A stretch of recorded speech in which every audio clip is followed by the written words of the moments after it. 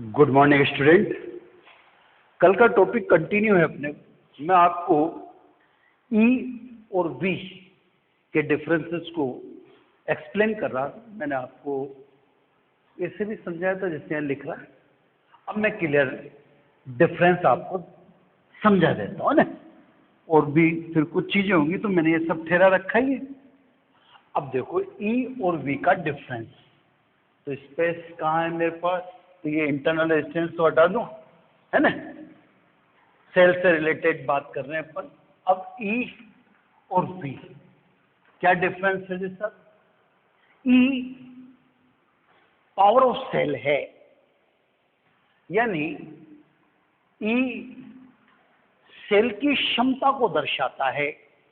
जब मैं मार्केट में सेल लेने जाता हूँ या बैटरी लेने जाता हूँ तो एक डिसीजन होता है मेरा कि 12 वोल्ट की बैटरी लानी है, 1.5 वोल्ट का सेल लाना है। वो उसकी पावर है, क्षमता है ना। वी सेल के प्रभाव को दर्शाता है, इंपैक्ट ऑफ सेल। ये अलग चीज है, वो तो क्षमता है। अब उसकी पूरी क्षमता काम आएगी नहीं आएगी, ये वी से पता पड़ेगा जब आप उसको अप्लाई। जैसे मान लीजिए आपकी एक छोटी सी दुकान है, मेरे से आप लाइट ले रहे हो तो मैं ई हूं, और आप लाइट जला रहे हो ना उस छोटी सी दुकान में, बल्ब में, आप भी हो। तो ई क्षमता है और वी उसका प्रभाव है, ठीक है। जो प्रोड्यूस करता है, मतलब जो देता है वो ई होता है, जो यूज करता है वो भी होता है ना। नंबर 2, ई एक्सटर्नल रेजिस्टेंस पर डिपेंड नहीं करता, उसको लेना देना ही नहीं, क्योंकि ई की डेफिनेशन में अपन ने क्या कहा था, जब सर्किट क्या हो, ओपन हो। सर्किट ओपन का मतलब नो करंट, है ना। तो E does not depend on R, ये आर पर डिपेंड नहीं करता है। ई वी तो आर पर डिपेंड करता ही करता है, क्योंकि वी इज इक्वल टू क्या है, कैपिटल आर। तो ई कैपिटल आर पर यानी एक्सटर्नल रेजिस्टेंस पर डिपेंड नहीं करता है, जबकि वी स्वाभाविक रेजिस्टेंस पर डिपेंड करता है। तीसरी बात, अगर सर्किट ब्रेक हो जाए का सीधा सीधा अर्थ क्या समझो आप, ऑफ, तो ये अपरिवर्तित होता है। ई को कोई लेना देना ही नहीं है। अपन जब उसको मार्केट से लाए थे तभी वो यूज में नहीं था, दुकान पे रखा ही तो था सीली। तो जब सर्किट ब्रेक हो जाए, उसको तोड़ दे, तो स्वाभाविक ई अपरिवर्तित रहेगा, उसको सर्किट के ऑन ऑफ से कोई लेना देना नहीं। ये सब आप के ऑफ करके जो वोल्ट मीटर का पैटर्न होता है उससे ई बोलते हो, ठीक है। अगर सर्किट ब्रेक हो जाएगा, सर्किट ब्रेक होते ही I0 कुंजी क्यों, और I0 तो फिर भी बराबर 0। तो सर्किट के टूटने से ई को कोई फर्क नहीं पड़ता, ई अपरिवर्तित रहता है ना। लेकिन वी क्या हो जाता है, 0 हो जाता है, क्योंकि I बराबर 0 तो वी बराबर 0, है ना। फोर्थ,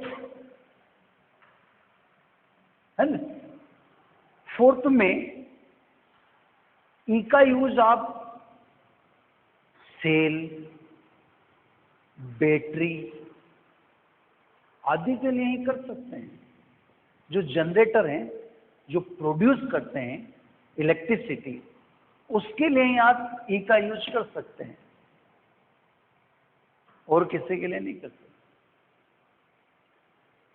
वी का यूज आप किन्हीं दो बिंदुओं के मध्य कर सकते हैं। इन दो बिंदुओं के मध्य विभवांतर को इस समय ई कहते हैं। तो यहां भी अपन क्या कह रहे हैं, इन दोनों बिंदुओं के मध्य। तो वी का उपयोग किन्हीं दो बिंदुओं के मध्य कर सकते हैं। ई का उपयोग आप केवल सेल, बैटरी आदि के लिए ही कर। तो कुल मिलाकर ई एक अलग चीज है। आज से सेल के साथ आपको ई लिखना पड़ेगा, वी नहीं लिख सकते, क्योंकि अपन फिर एक बार बस यूं इतना समय बता दूं कि जब आप 12 वोल्ट या बैटरी लेने गए और आपने बैटरी या सेल लेने गए और आपने बोला कि मुझे 1.5 वोल्ट यानी 1.5 वोल्ट का सेल देना, तो 1.5 वोल्ट क्या है? वी तो नहीं हो सकता ना, क्योंकि उस समय करंट तो चालू है ही नहीं, वो सर्किट में लगा हुआ तो ही नहीं, तो वी तो 0 है। तो आप बोल चाल में किसका इस्तेमाल कर सकते? चलो अपन घर पे वगैरह हमारे जैसे सॉकेट है, अब सॉकेट का आप यूज नहीं कर रहे और उसमें फिंगर डाल दो, क्या करंट लग जाएगा? क्योंकि 220 वोल्ट, अब 220 वोल्ट क्या है? ई है ना, फिर यूज करेंगे तो आई प्रोड्यूस होगी, और आई प्रोड्यूस होते हुए क्या बच जाएगा? तो इसलिए कहा ई सेल का लक्षण है, करैक्टर ऑफ सेल, और वी सेल का प्रभाव है ना। तो ई तो सेल में होता है और वी उससे पैदा होगा, ठीक। तो ये ई और वी के डिफरेंस। अब सब relation between E and V है ना, relation between E and V. अब ये देखो सब, ये जो मैं टॉपिक बता रहा हूं या पढ़ा रहा हूं, ये ध्यान रखना, ये सिलेबस में नहीं होते, ये तो बस आपको ट्रिक्स सिखानी होती है। तो कुछ ट्रिक्स होती हैं, उसको सिखाने के पर्पज से कह लो। अभी और वी का रिलेशन अपन सेल से भी निकाल सकते हैं, उसमें कोई ऐसी बड़ी बात नहीं है, लेकिन अब मुझे कुछ ट्रिक्स सिखानी है। अभी तक आप अज्यूम करते होंगे सेल एक ही लगाते होंगे सर्किट में, मैं 2 सेल लगा के दिखा रहा हूँ, तो मुझे कुछ और चीजें भी तो बतानी, क्योंकि इसके बाद तो सर्किट हाई पावर आ जाएगा, कॉम्प्लिकेटेड सर्किट आ जाएगा ना। तो आप मेंटली प्रिपेयर हो उसके लिए।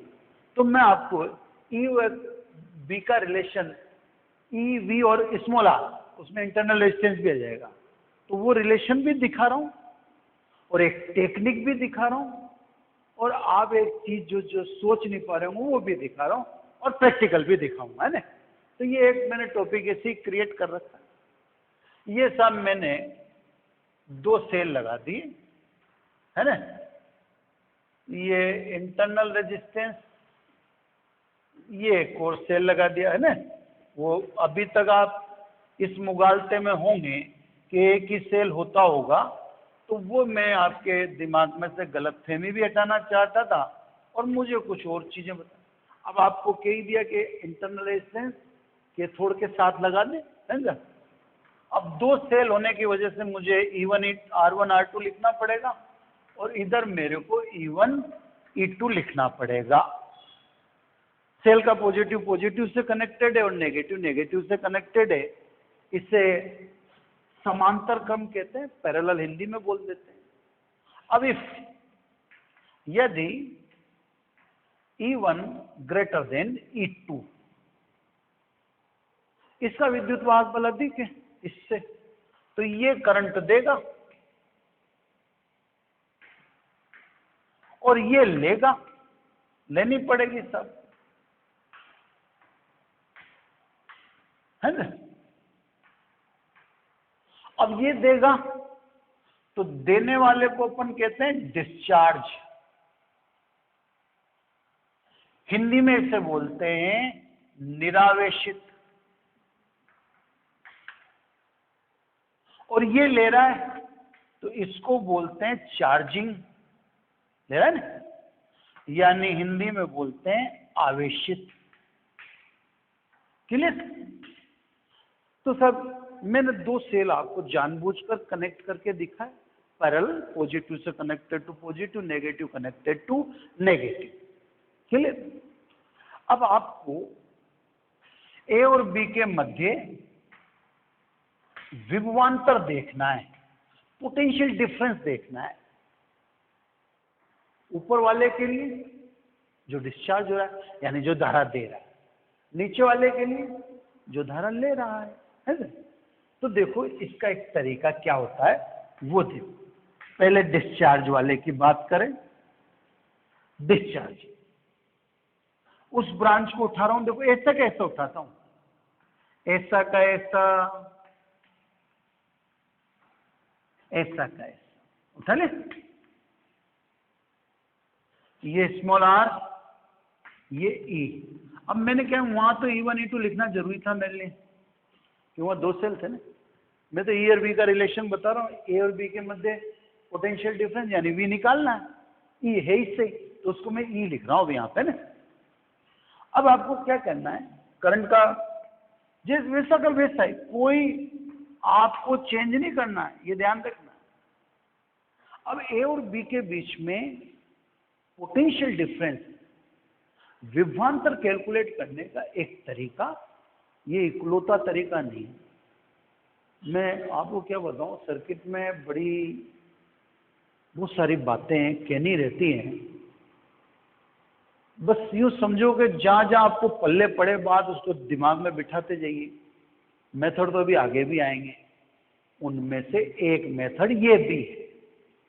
वरना क्या है, सर्किट के जो रेजिस्टेंस का सर्किट है, उसके जो क्वेश्चंस हैं, उन 3-3 4-4 मेथड से कर सकते हैं। अब आप सोचेंगे कि सही नहीं साहब, इससे कर दिया तो गलत माना जाएगा। भैया गलत किसी से भी नहीं है, तरीके सब ले दे के एक ही होते हैं। दिमाग काम करता है, आपका भेजा क्या कह रहा है, उससे हिसाब से चलना पड़ता है। तो उन तरीकों में ये भी एक तरीका है। ये तरीका क्या है साहब, जैसे सेल है, इंटरनल रेजिस्टेंस है। अब हर एक कंपोनेंट को 2 बिंदुओं के बीच में डाल लो। 4 भी कंपोनेंट हो सकते थे, 5 भी हो सकते थे। क्या करो, 2 बिंदुओं के बीच में डाल लो। डाल दिए, ए और बी के बीच में सेल डाल दिया, और पी और बी के बीच में, समझना ध्यान से। अब वी मतलब V A minus V B, विभवांतर बिटवीन ए और बी।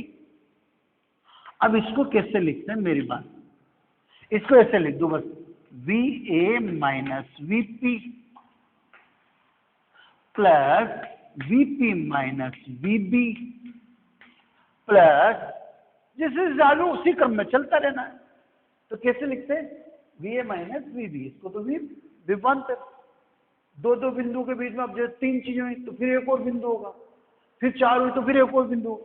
तो इधर से चलो बस, V A minus V P minus V B minus फला फला सवाल, क्लियर सर। अब देखो वी पी कट जाएगा, क्या आ गया, ए माइनस वी बी आ गया। तो ये आ गया, मेरे को मिटाना पड़ेगा। मैं चाह तो रहा था कि जरूरत पड़ जाए बाय द वे, चलो देख लेंगे, अगर जरूरत पड़ेगी तो फिर देखें, है ना।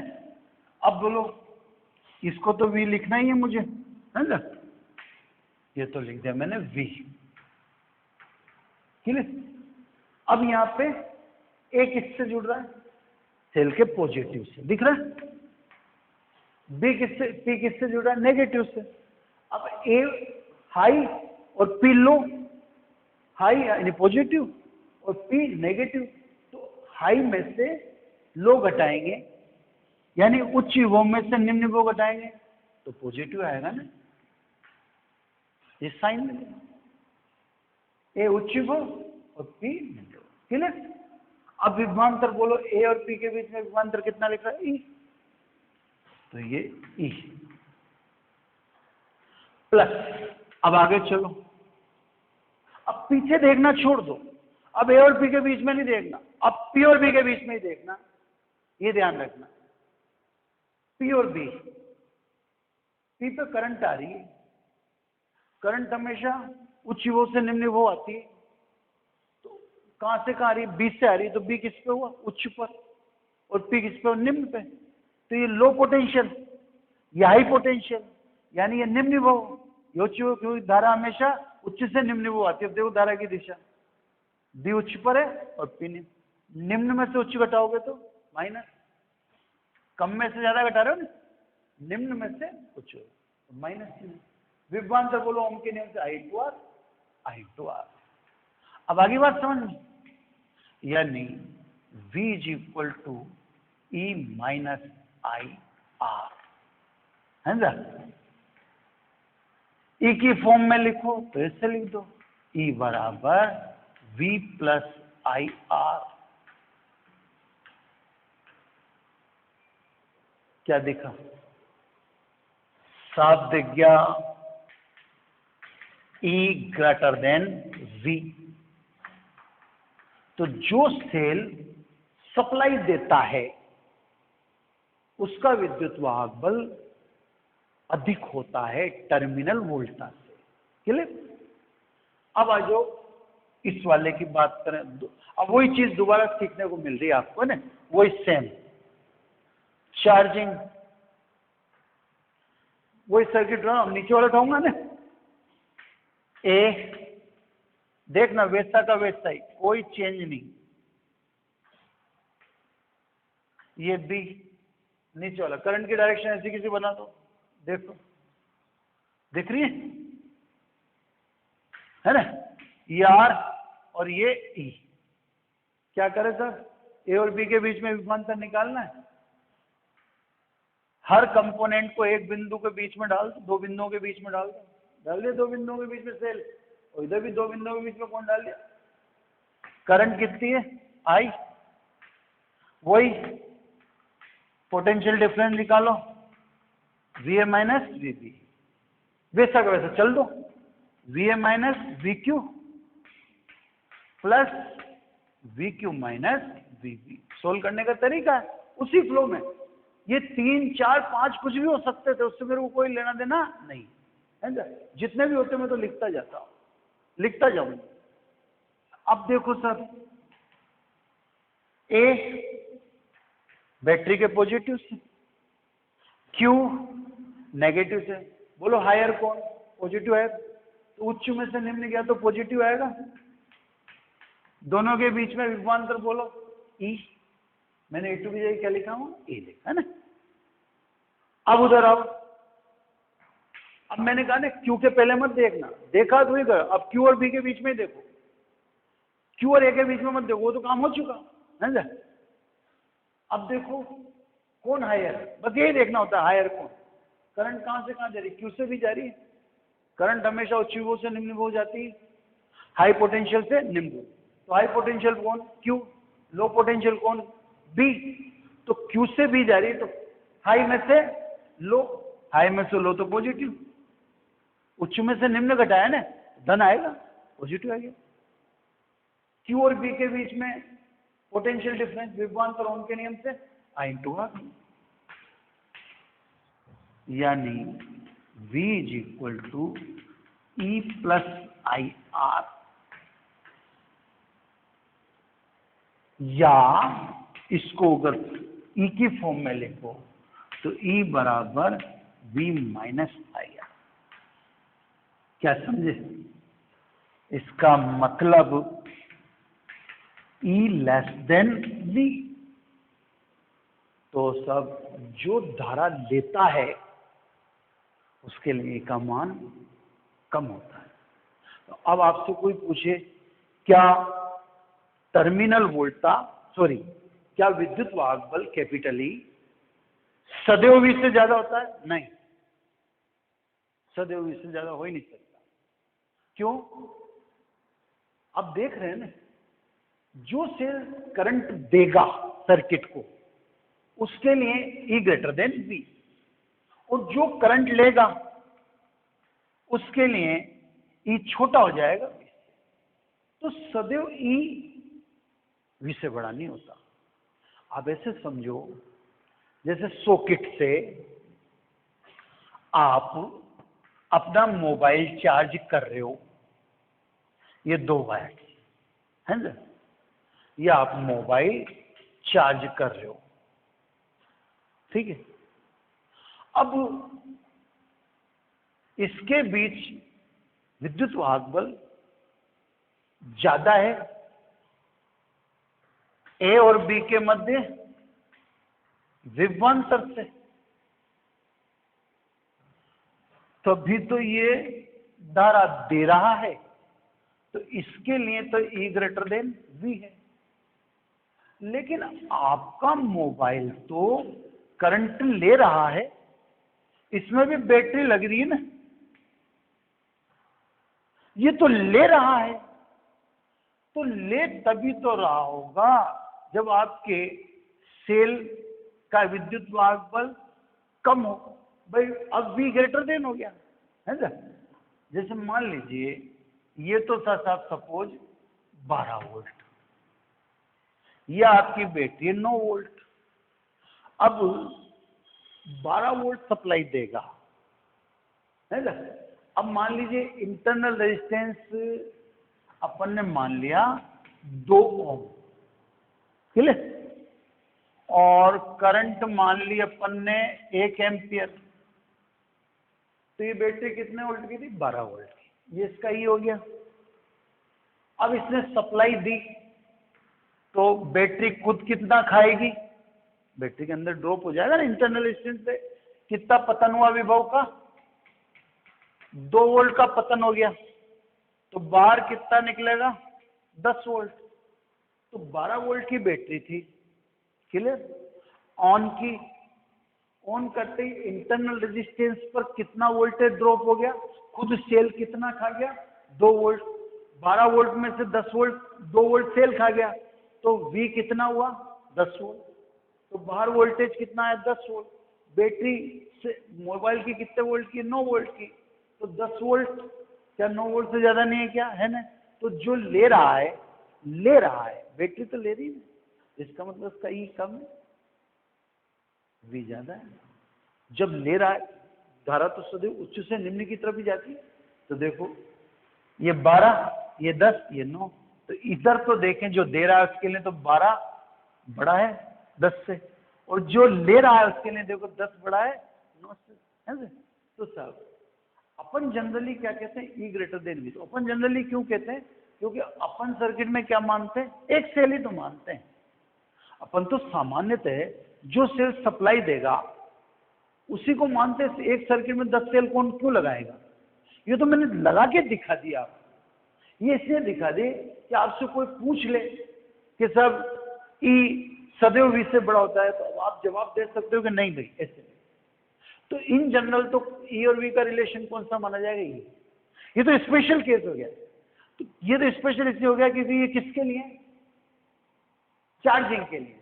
तो सर E और V के भी 2 रिलेशन है। आप डरे नहीं, काम तो यही आएगा। काम ये इसलिए आएगा क्योंकि जनरली जो क्वेश्चन पूछेगा आपसे वो तो सर्किट में एक ही सेल लगाएगा ना, वो 2 क्यों लगाएगा? क्लियर। बस मेरा काम था जो सारी चीजें समझाना, तो वो मैंने अपने बतौर समझा दी, है ना। तो अगर सर्किट में एक सेल लगा है तो करंट देगा, और जो सेल करंट देता है या जो धारा देता है उसमें E always greater than V, और जो धारा लेता है उसका relation E less than V है। धारा की दिशा उल्टी हो जाती है तो माइनस आ जाता है। देखो ये दे रहा है, ये ले रहा है ना। तो आप कभी ध्यान रखना कि आपके सामने ऐसी सिचुएशन आ जाए जिसमें सेल करंट ले रहा है, तो ले रहा है तो फिर आप तुरंत समझ जाना। अब अपन तो सारी बातें किससे कहेंगे? एक से बोलना है अपने को। अब देखो साहब सब इक्वेशन 1 से, क्योंकि सर्किट में 101 सेल लगा होता है उसको। पहली बात है ना सर, छोटी छोटी बातों में पहली बात में if I is equal to 0, यदि सेल से धारा नहीं ली जा रही तो बाई इक्वेशन 1 देखो E is equal to V। अब बोलो, मैंने टर्मिनल EMF की जो डेफिनेशन बोली थी वो यही बोली थी ना, जब सेल खुले परिपथ में हो तो टर्मिनलों के मध्य विभवांतर को विद्युत वाहक बल कहते हैं। तो जब सेल से धारा नहीं ले रहे यानी I बराबर 0, तो उस समय E किसके बराबर है? V के बराबर है। क्लियर? इसमें ध्यान रखना, आपको कोई कहेगा R बराबर भी तो 0 रख सकते थे आप, कहेगा ना। अब आप R बराबर 0 तो देखो इंटरनल रेजिस्टेंस सामान्यतः 0 नहीं होता, तो आप ऐसे मत बोलो कि R बराबर 0 रख सकते हैं। आप ऐसा ही बोलो कि इंटरनल रेजिस्टेंस जनरली अल्प होता है, कम होता है और शून्य नहीं होता, ठीक है ना। इससे स्मॉल r बराबर 0। नंबर 2 में मैं आपको प्रैक्टिकल बता देता हूं, प्रैक्टिकल A और प्रैक्टिकल B। छोटे छोटे में से सुन लो आप। जब आप लैब में जाओगे तो लैब में topic wise internal resistance king है, ईएमएफ किंग है। आप लैब में बिना इंटरनल रेजिस्टेंस स्मॉल आर और EMF E terminal voltage capital V के ज्ञान के बिना लैब में सरवाइव कर ही नहीं सकते। उसकी नॉलेज की पक्की जरूरत है। तो प्रैक्टिकल बता रहा हूं, जैसे बाई वन है ना, बाई वन देखें तो I R is equal to E minus V, यानी R is equal to E minus V upon I. तो जैसे माइनर प्रैक्टिकल है, छोटा प्रैक्टिकल है, उसमें एक सर्किट में अमीटर लगा देंगे, अमीटर से करंट पढ़ते हैं, और वोल्ट मीटर लगा देंगे, वोल्ट मीटर से दोनों ही पढ़ते हैं, ई बी और वी बी। ई कैसे पढ़ते हैं? सर्किट को ऑफ कर देते हैं तो वोल्ट मीटर में जो दिखेगा वो ई होगा, और सर्किट को ऑन कर देते हैं, जो वोल्ट मीटर में दिखेगा वो वी होगा। अभी मैंने थोड़ी देर पहले ही बताया था। तो सब जिस सर्किट में जिसमें आर पूछेंगे उसमें अमीटर भी लगा होगा, उससे करंट पढ़ लेना, और वोल्ट मीटर भी लगा होगा तो स्विच ऑफ करके जो वोल्ट मीटर की रीडिंग होगी उसको ई बोलना, और स्विच ऑन करके जो वोल्ट मीटर की रीडिंग होगी उससे वी बोलना। दोनों में अंतर आएगा। अभी एग्जाम्पल मिटावे हुए, ई बराबर 12 वोल्ट था पर वी बराबर 10 वोल्ट था। क्यों था वो आप समझ ही गए, है ना? तो सर एक माइनर प्रैक्टिकल, ये माइनर प्रैक्टिकल नंबर 2 या प्रैक्टिकल बी, एक और माइनर है, क्योंकि I is equal to V upon R. आई की फफूंदी खत्म कर दें, आई को हटाई दें, तो देखा then small R is equal to E minus V upon V into R. इसमें रख दिया आई की। अब कहने का मतलब देखो, कोई प्रैक्टिकल बी तो बन गया ये, लेकिन कोई तंत्र की बात नहीं रही। अब इस प्रैक्टिकल में जो सर्किट होगा उसमें अमीटर नहीं जुड़ा होगा, मैंने आई को रिप्लेस कर दिया ना 20 से।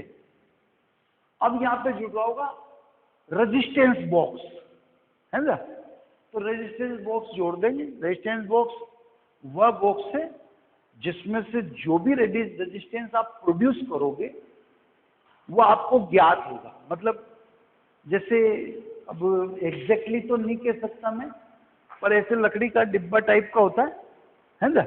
इस टाइप का लकड़ी का डिब्बा होगा, उस पर ऐसे गुट्टियां दिखेंगी आपको, नॉब दिखेंगी, कुंजियां बोलते हैं, उन पर लिखा होगा 2 ओम, 4 ओम, 6 ओम, 8 ओम। अब जैसे 2 ओम की कुंजी निकाल दी तो सर्किट में 2 ओम का प्रतिरोध लग गया, वापिस डाल दी 0 हो गया। अब ये 6 ओम की कुंजी निकाल दी, बाहर हाथ में रख ली तो सर्किट में 6 ओम लग गया। फिर ये 2 ओम की ओर निकाल ली तो 8 ओम हो गया। सीरीज में थे ना 6 और 2। तो ऐसे एक बॉक्स होता है, उसको कहते हैं रेजिस्टेंस बॉक्स। वो तो लैब में जाओगे तभी दिखाई में देगा, ऐसे मैं कोशिश कर सकता हूँ, लेकिन वो एक्यूरेसी वही होती है जो वहाँ देखते हैं। तो रेजिस्टेंस बॉक्स और वोल्ट मीटर ही लगा होगा। रेजिस्टेंस बॉक्स से आर दिख ही जाएगा, 2 ओम, 4 ओम, जितना भी आप लगाओगे तो उसमें लिखा रहता है, अंक लिखे रहते हैं सामने। वो वोल्ट मीटर में जब आप की ऑन रखो, की को निकाल दोगे, सर्किट ऑफ कर दोगे तो वोल्ट मीटर के पाठ्यांक को ई, और फिर रेजिस्टेंस लगा के सर्किट ऑन कर देना। सर्किट ऑन करते ही वी आई, है ना? मैं एक छोटा सा सर्किट बना के आपको दिखाने की कोशिश करता हूँ, है ना, कि कैसे करना होता है। मैं आपको जस्ट खड़ा कर दिखाया था ना, ताकि ये तो ई है इतना ही, ये अब आप समझ ही गए, है ना? और ये की और ये सब आपका अमीटर सीरीज में लगता है ना?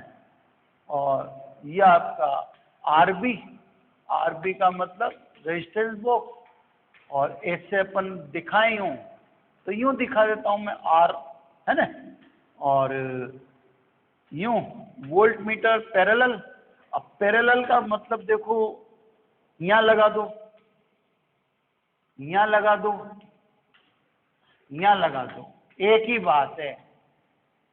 वोल्ट मीटर सदैव पैरेलल ही लगता है, समांतर क्रम में ही लगता है।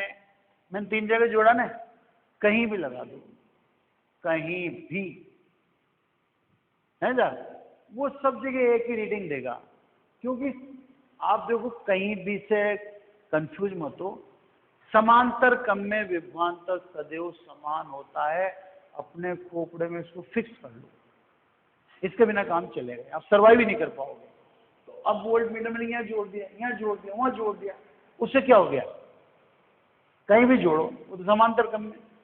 तो सब अब आप जैसे मान लीजिए ये इससे कर रहे हो, तो आपने पहले की निकाल ली, की निकाल ली, वोल्ट मीटर का पैटर्न देखा, उसको किसकी जगह लिख देना, ई की जगह, क्लियर। फिर कुंजी ऑन करो, ऑन कर दी, क्लियर।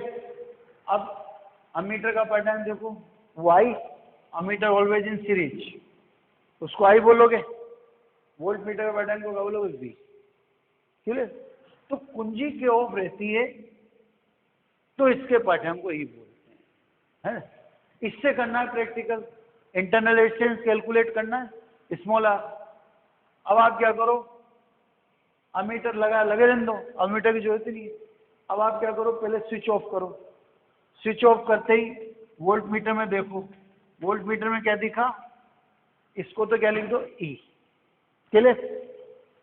अब आप आर बराबर लिखो, इसमें से कितना रेजिस्टेंस निकालो, 2 निकाल दिया। अब कुंजी ऑन कर दो, ऑन करने के बाद वोल्ट मीटर में आपको दिखा 0.9, क्लियर। तो कुंजी ऑन करने के बाद जो वोल्ट मीटर में दिखा वो टर्मिनल वोल्ट था, और कुंजी ऑफ करने पर जो दिखा वही। इंटरनल रेजिस्टेंस बताओ, तो ई 1.5 माइनस 0.9 अपॉन 0.9 इंटू 2, तो ये आर कितना हुआ सर, इधर तो हो गया 0.6, 0.6 इंटू 2 अपॉन 0.9 यानी 12/9, 12/9 का मतलब 1 है सर, 30 तो 9 3 27, तो कितने ओम हुआ, 1.33 ओम। 2 मिनट में निकल जाता है साहब, है ना। तो अब आपको मैं इतनी बार बता चुका हूँ कि मैं भेजा पड़ गया मेरा, है ना। अब आप ध्यान, तो ये एक प्रैक्टिकल, क्लियर। अब एक चीज और है ना, एक चीज और में वो भी आपको ओम्स लॉ की तरफ ही जा रहे हैं अपन, है ना। अब परिपथ में कुल धारा, परिपथ में कुल धारा, सर्किट के बारे में सर क्या है, बहुत बहुत सारा बोलो तब भी ले दे के वहीं रहती है बात। परिपथ में कुल धारा, तो इसी से निकालूंगा, इक्वेशन 1 से निकालेंगे ना, कुल टोटल करंट कितनी। तो साहब क्योंकि V is equal to I R, विभवांतर है ना, तो एक्सटर्नल है ना, तो ये भाई बाहर आरोपित है, तो V बराबर I R, then by equation 1 है ना, बाई इक्वेशन 1, तो E बराबर I R plus I small R, यानी I is equal to E upon R plus small R. मैंने आपसे क्या कहा था, एक्सटर्नल रेजिस्टेंस और इंटरनल रेजिस्टेंस सदैव किसमें होते हैं, सीरीज में होते हैं। सीरीज में टोटल रेजिस्टेंस कितना लिखोगे आप, सीरीज में total resistance external plus internal दोनों सीरीज में होते हैं। एक सेल लग रहा है तो ये तो लिख दूं मैं, परिणामी विद्युत वाहक बल अपॉन ये कुल प्रतिरोध, ठीक है। यानी अब आप एक चीज देखो, ये भी ओम का नियम ही है, वो भी ओम का नियम ही है। यहां पर एक चीज तो ये हुई कि ओम का नियम सर्किट की ब्रांच में भी अप्लाई है, ब्रांच में भी ओम के नियम का यूज कर सकते हो। तो ब्रांच में तो क्या लिखना पड़ता, I = V/R। पिछले एपिसोड में मैंने एक न्यूमेरिकल कराया था, तो ओम का नियम ब्रांच में भी लगाया था, 8 वोल्ट 8 वोल्ट 8 वोल्ट, और टोटल में भी लगाया था, है ना। तो ओम का नियम ब्रांच में भी एप्लीकेबल है और कंप्लीट सर्किट में भी एप्लीकेबल है। अब आप समझिए कंप्लीट सर्किट में V की जगह क्या लिखेगा। कंप्लीट सर्किट में टोटल वोल्टेज कितना होता है, यही होता है ना। चले, टोटल रेजिस्टेंस, क्योंकि अब सेल लगा दिया तो एक्सटर्नल कैपिटल R और सेल लगा दिया तो इंटरनल स्मॉल r। अब सब बात यहां पर एक छोटी सी आती है कि अगर एक से ज्यादा सेल लगा दिए, जैसे ये एक से ज्यादा सेल लगा दिए, अगर एक से ज्यादा सेल लगा दिए तो फिर परिणामी विद्युत वाहक बल का कैसे पता पड़ेगा। रेजिस्टेंस का तो पता पड़ जाएगा, क्योंकि इंटरनल सीरीज में ही सही और इनसे एक्सटर्नल भी सीरीज में होगा, तो रेजिस्टेंस का तो पता पड़ जाएगा। और रेजिस्टेंस की दो ही फॉर्म होगी, या तो पैरेलल या सीरीज। लेकिन अब ईएमएफ कैसे पता पड़ेगा, तो साहब अब ईएमएफ का पता कैसे पड़ेगा मैं आपको समझाता हूं। ये करंट फ्लो दिखा दिया, तो सर्किट में करंट का एक फ्लो होगा जो भी दिखाया जाए। तो यदि करंट का फ्लो दिख रहा है आपको, नेगेटिव से पॉजिटिव की ओर हो, नेगेटिव से पॉजिटिव में करंट का फ्लो दिख रहा है, तो ईएमएफ पॉजिटिव होता है। तो क्या लिखेंगे, E1 + E2 + E3। यदि इसका उल्टा है,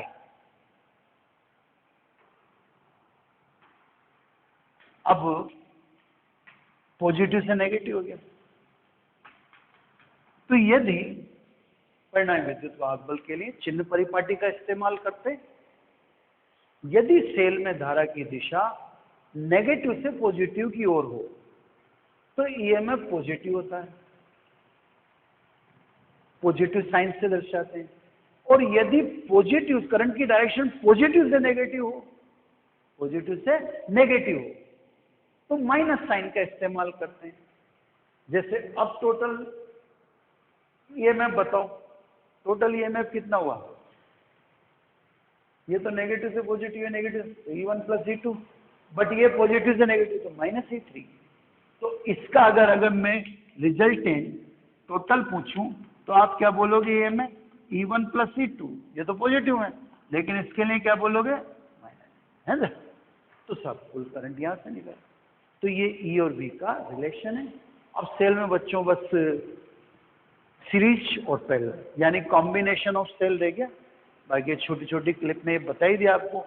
इसका ये ध्यान रखना, ये जो एपिसोड है ये दो, ये प्रैक्टिकल की वजह से थोड़ा सा हेवी जाएंगे।